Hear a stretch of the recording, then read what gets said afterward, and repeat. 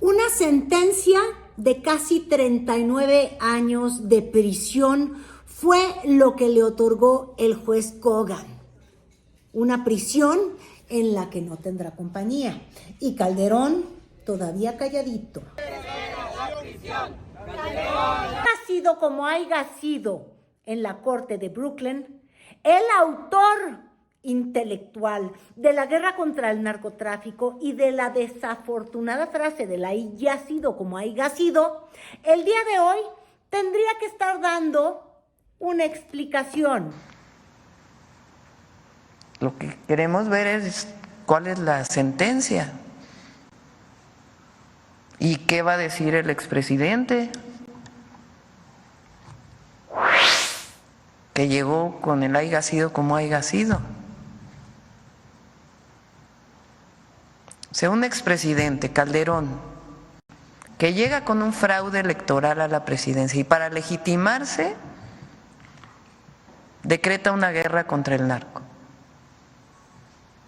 Pues son pasadas las 2 de la tarde y esa explicación no ha llegado en la cuenta de X de este presidente que alguna vez se vistió de militar y que decidió encarar al narco con un narco de cabecera, literal, porque lo que tenemos claro, fuera de la sentencia o no, es que Estados Unidos el día de hoy hizo historia culpando de ser parte del crimen organizado al más alto funcionario jamás del gobierno de México, involucrado justamente en favorecer al cártel de Sinaloa.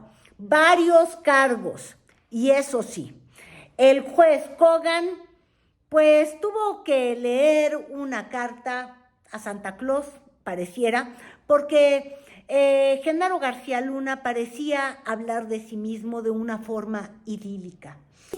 Que tiernamente y amablemente el propio Calderón compartió en un RT. No les da una cosa así de, ay, Calderón le sigue creyendo todo a Genari.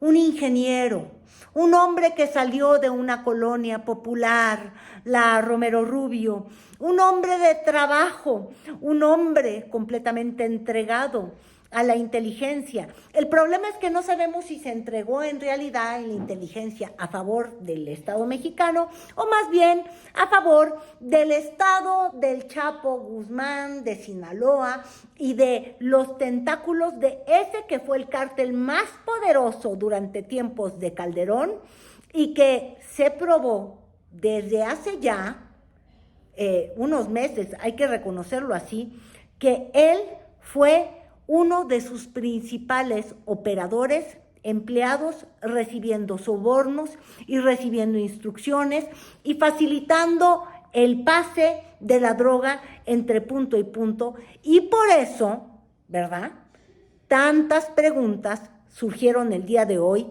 en la conferencia de la mañana de Claudia Sheinbaum.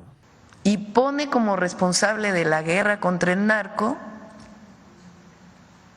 pues vamos a ver la sentencia de hoy, ¿no? Pues a un narco.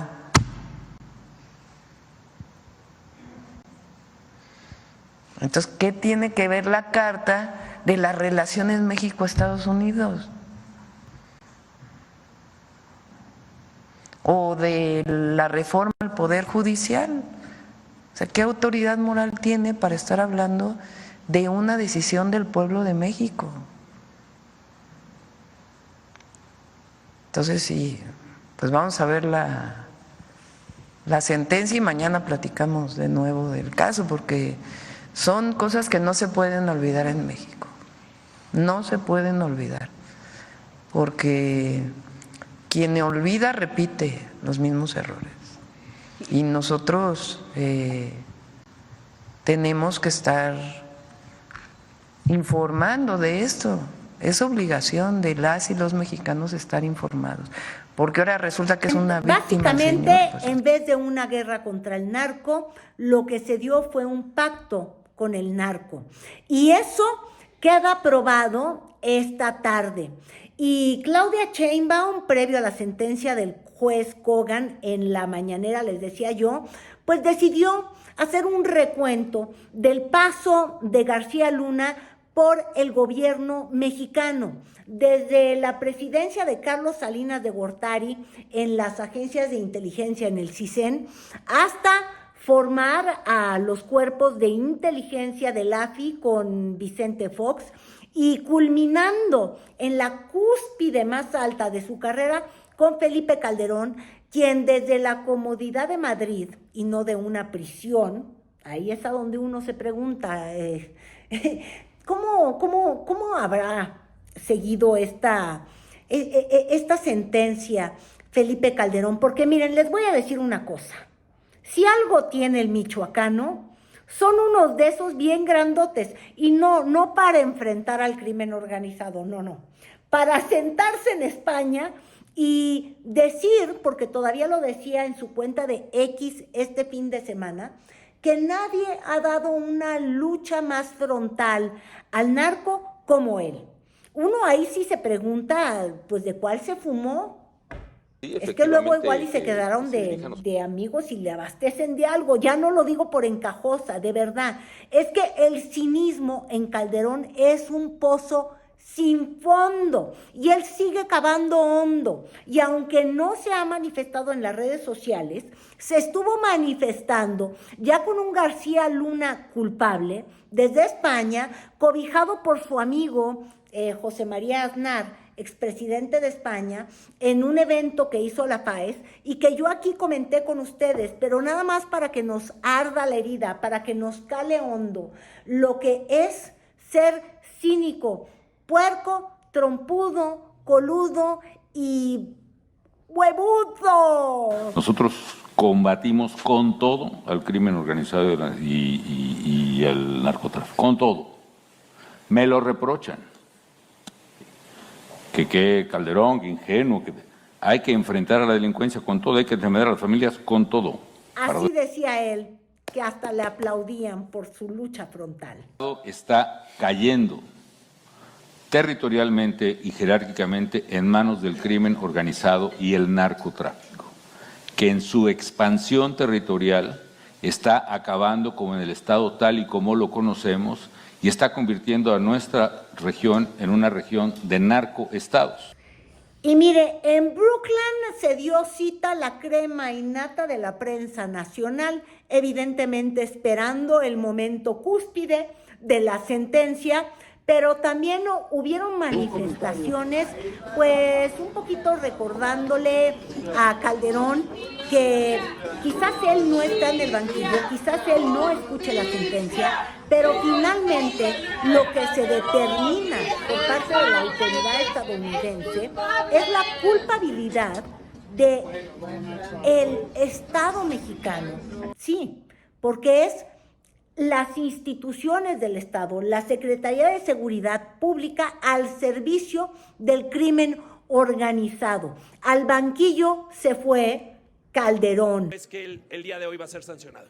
¿Tiene alguna vela en este asunto el expresidente Calderón Hinojosa? Él tendría que dar toda la explicación de por qué lo invitó y en qué fue lo que pasó para que se coludiera, y también él tendría que explicar si se enteró y si no se enteró, por qué no se enteró.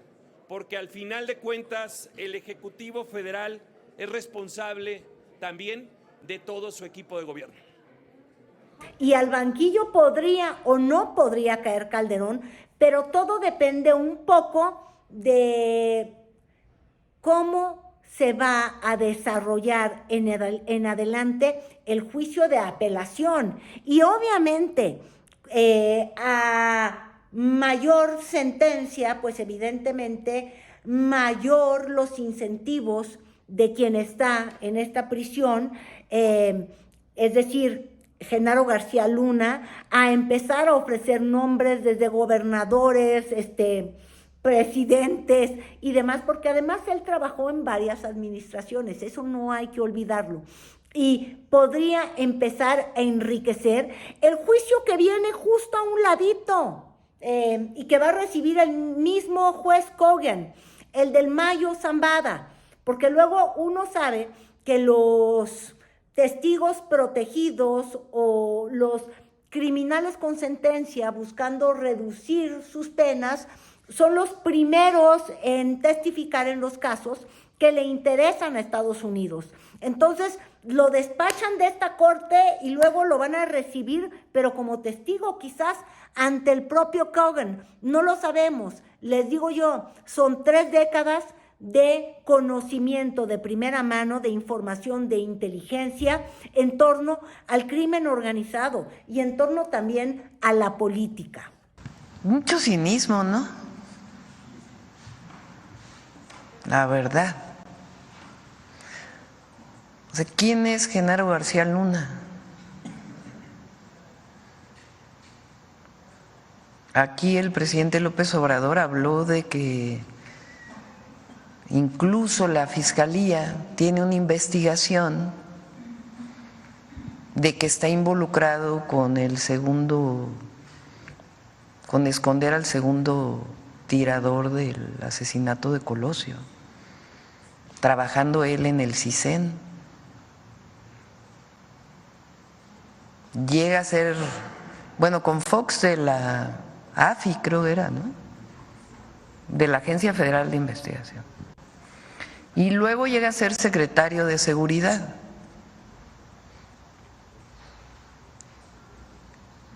Y un jurado en Estados Unidos, o sea, una fiscalía de Estados Unidos y un jurado de Estados Unidos, da pruebas de su vínculo con el narcotráfico y de los beneficios que él tuvo por estar vinculado con el narcotráfico. Y evidentemente por el lado de nuestro país, pues también está la reacción que hubo a esta carta que el día de ayer escribió. Les digo yo, cuando él dice que él es la víctima, él es un policía, que entregó su vida, pero les digo yo, a combatir a las autoridades mismas, a entorpecer los esfuerzos de la autoridad misma. Y por eso, justamente, pues ahora resulta desde el Palacio Nacional. Ahora, reacciones de todas ante finalmente la sentencia a Genaro García Luna. Pero uno también debería de preguntarse por qué, si ya sabíamos que era culpable, o sea, lo más terrible que ocurrió fue cuando se le encontró culpable, cuando un jurado de personas le encontró culpable más allá del beneficio de la duda. Es decir, pensaron que fue completamente contundente todo lo que se le acusó. Pero a pesar de ello, mucha expectativa, les digo yo, en los medios, incluso sus fans mediáticos. Uno sabe que no solamente Carlos Loret de Mola lo amaba porque, ya saben, le regalaba las exclusivas, sino incluso el que ya se va a ir a Madrid, que es Ciro Gómez Leiva, quién sabe si logra entrevistar, quizás, ¿verdad? A Felipe Calderón, no sé qué tan amigo sea del comunicador, pero bueno, era muy amigo de Genaro García Luna, le dio mucho seguimiento a este caso, y a mí lo que me sorprende es todas las dudas que se fueron narrando desde justamente muchas de las plumas y desde muchos de los comentócratas a nivel nacional. Y me sorprende simplemente por una verdad del tamaño de una casa, y no me refiero a la casa de Miami de García Luna, que hace muy difícil tragarse o creerle o comprarle el cuento de su cartita al juez Cogan donde le pidió piedad. Pero bueno, una verdad del tamaño de una casa fue que el señor Genaro García Luna no tenía ningún aprecio por la verdad.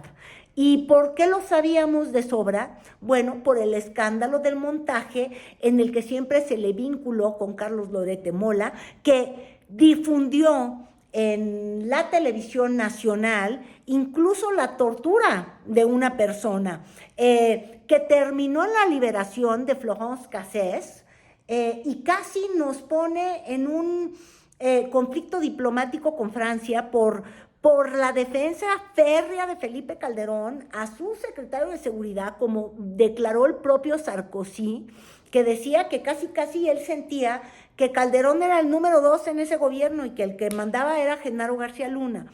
Es decir, sabíamos de un cuate que construyó un caso, construyó una verdad jurídica que terminó siendo completamente desmembrada en nuestro país por la Suprema Corte de Justicia. No solamente hizo un montaje televisivo para fingir que estaba aprendiendo a secuestradores, lo hizo no solamente en el caso de Florence Cassés, sino que además lo hizo a la hora de construirle el caso, de traer las evidencias.